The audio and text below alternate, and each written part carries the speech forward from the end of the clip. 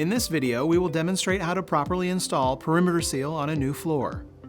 This tape seals the perimeter of any room, safeguarding flooring at the perimeter and the subfloor against spills and moisture damage. Once the flooring is laid according to manufacturer directions, first line up one of the green edges of the tape with the flooring edge, and press lightly as you roll out the tape.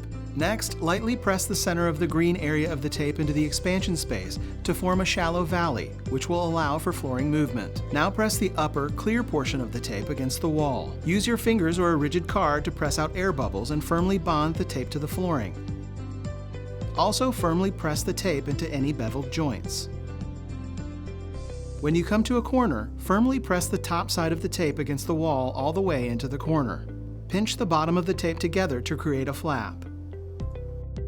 Continue on the perpendicular wall, pressing the top firmly against the wall. Once you have the bottom flap properly aligned with the corner, press the bottom of the tape against the floor to adhere it. At a transition, firmly press the side of the tape to the flooring as before. Make sure the other side of the tape remains free. Lay the other side of the tape over the vertical surface of the nearest side of the transition track and lightly press the tape into the track. Once the tape is in place along the entire length of the transition, use a finger to lightly press the arch of the tape into a shallow valley between the two surfaces. For T-molding, repeat these steps on the opposite side of the track.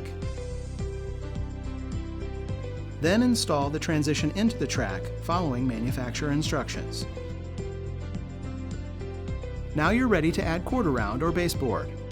Be careful to properly set nails into the wall, not the subfloor. Also avoid shooting nails through the green portion of the tape. It's as simple as that. The flooring is ready to use and both the flooring perimeter and subfloor are protected from spills and moisture.